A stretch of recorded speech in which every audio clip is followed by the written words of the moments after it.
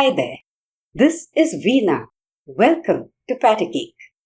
Today, let's learn how to make some popular homemade Indian spice mixes that will help you churn out the most delicious dishes in your kitchen.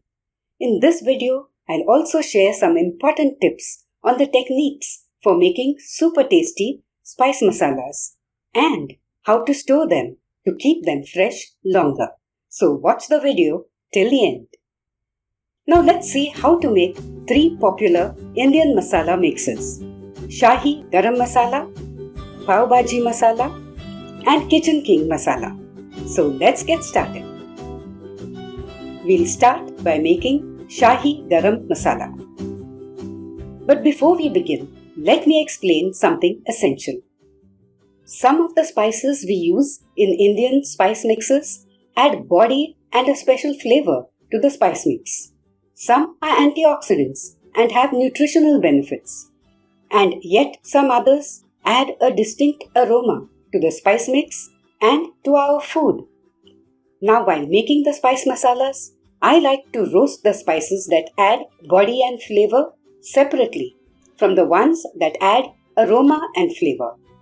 Having explained that, now let's check out the first group of spices used for making garam masala.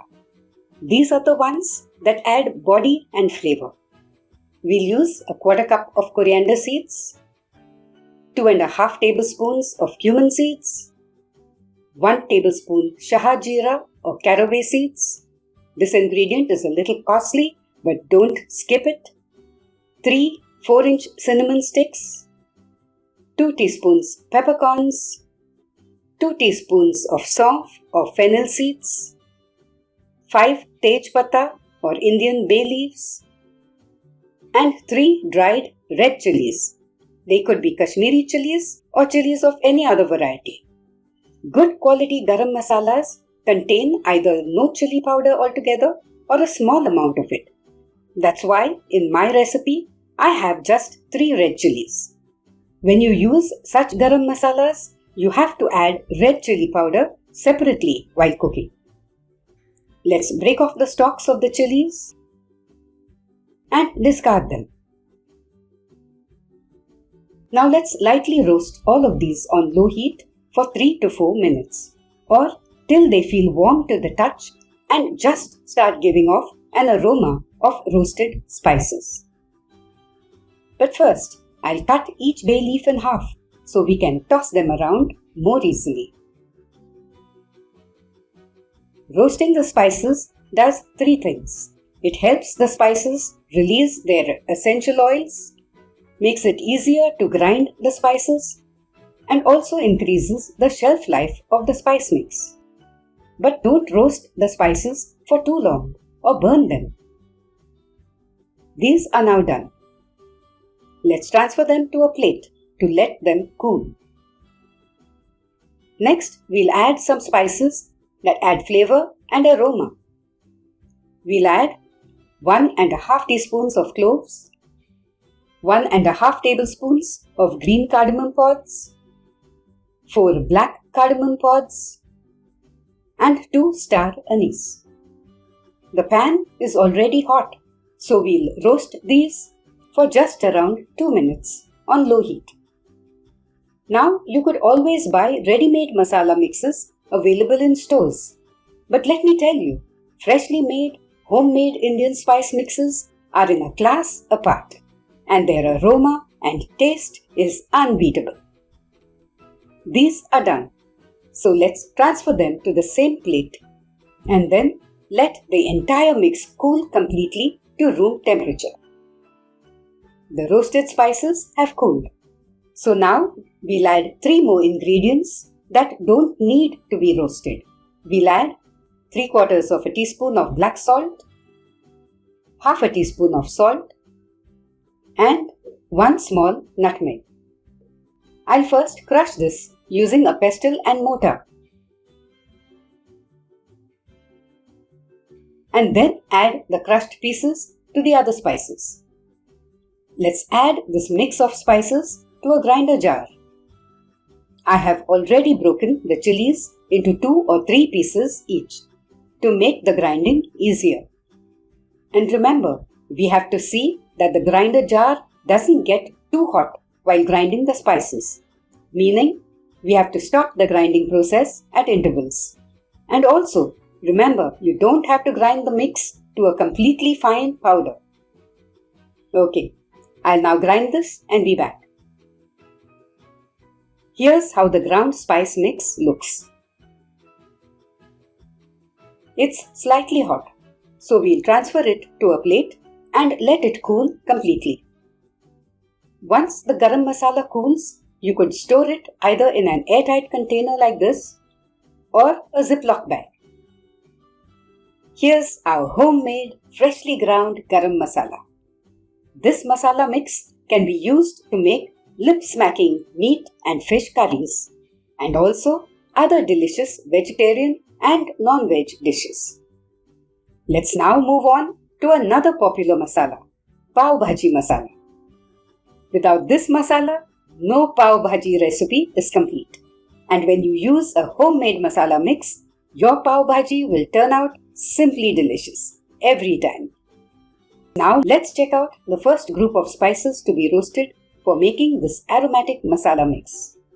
We'll use a 1/4 cup of coriander seeds, 2.5 tablespoons of cumin seeds, 1 tablespoon fennel seeds, 1 teaspoon peppercorns, 1 3-inch cinnamon stick, 2 tej patta or Indian bay leaves, and 10 dried red chilies. I've already broken off the stalks. Let's cut the bay leaves into 2 pieces each and lightly roast the spices on low heat for 3 to 4 minutes. These are now ready to be transferred to a plate. Now let's continue with the second group of spices. We'll add 12 cloves, 6 green cardamom pods, 1 black cardamom pod, and 2 star anise. And like in the garam masala recipe, we'll roast these two lightly for around 2 minutes. They are now ready to be taken off the heat. So we'll transfer them to the same plate and let the entire mix cool to room temperature before adding the last few ingredients. This mix of roasted spices has cooled. Now let's break the chilies into 2 or 3 pieces each. And then transfer all the roasted spices to a grinder jar. Next, we'll add in the remaining ingredients. We'll add around 1/3 of a nutmeg, that's 2 small pieces, half a teaspoon of salt, 3/4 of a teaspoon of black salt, half a teaspoon of dry ginger, and 1 tablespoon amchur powder or dry mango powder. Let's grind this carefully without overheating the spices while grinding them. Here's our ground mix. Let's transfer it to a plate to let it cool to room temperature.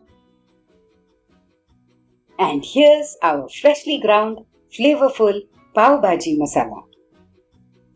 Let's now make our third masala mix, Kitchen King Masala.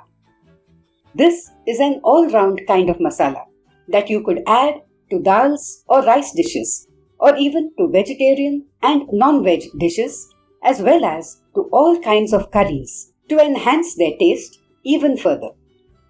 Here are the first group of spices that we'll roast. We'll roast a 1/4 cup of coriander seeds, 2 tablespoons of cumin seeds, 1 tablespoon shahajira or caraway seeds, 1.5 tablespoons of peppercorns, 1 tablespoon fennel seeds, 2 3-inch cinnamon sticks, half a teaspoon of fenugreek seeds, 1.5 tablespoons of roasted gram, 5 tej patta or Indian bay leaves, each of which I'll cut into 2 pieces, and 8 dried red chilies, from which I have removed the stalks. Let's roast these on low heat for 3 to 4 minutes till they are lightly toasted. And then transfer them to a plate. Let's now roast the second group of spices, the fragrant spices. We'll roast 1 teaspoon of cloves, 2 black cardamom pods, 6 green cardamom pods, and 2 star anise. We'll roast these for 2 minutes and transfer them to the same plate. And let the entire mix cool completely. Let's break the chilies into 2 or 3 pieces each. Now that the roasted spices have cooled, we'll transfer them to a grinder jar. It's now time to add the last few ingredients that don't need to be roasted. Let's add half a teaspoon of salt, 3/4 of a teaspoon of black salt, around 1/3 of a nutmeg, half a teaspoon of dry ginger, 1 tablespoon amchur powder or dry mango powder, 3 tablespoons kasuri methi or dried fenugreek leaves, half a teaspoon of turmeric powder, and half a teaspoon of hing or asafoetida. I'll grind the spice mixture and be back. Here's our ground spice mix. Let's transfer it to a plate and let it cool completely. My goodness, these freshly ground spice mixes are so fragrant. And that's our third freshly ground spice mix, Kitchen King Masala. Here are the 3 fragrant Indian spice mixes that we just made. Many of you had asked for these recipes, and I hope you all liked the video. And now for my important tips. Buy good quality whole spices and make sure they are fresh by checking the manufacturing date. Don't run the grinder continuously or for too long while grinding the spices. Stop the grinding at intervals to prevent the jar and the spice mix from getting overheated. Overheating the spices will make them lose their essential oils and their flavor as well. Prepare small batches of the spice mixes at a time. Make the quantity shown in this video or else twice this quantity to ensure that your spice mix is fragrant and fresh till the end. Store the spice mixes in an airtight container or a zipped bag. If it's too hot where you live, store them in the fridge to make doubly sure they retain their freshness till the end. And that's it from me. Do give my recipes for these popular masala mixes a shot and then jazz up the taste of your cooking by using your freshly ground spice mixes. And please don't forget to like this video and subscribe if you haven't done so already. See you in my next video. Till then, happy cooking!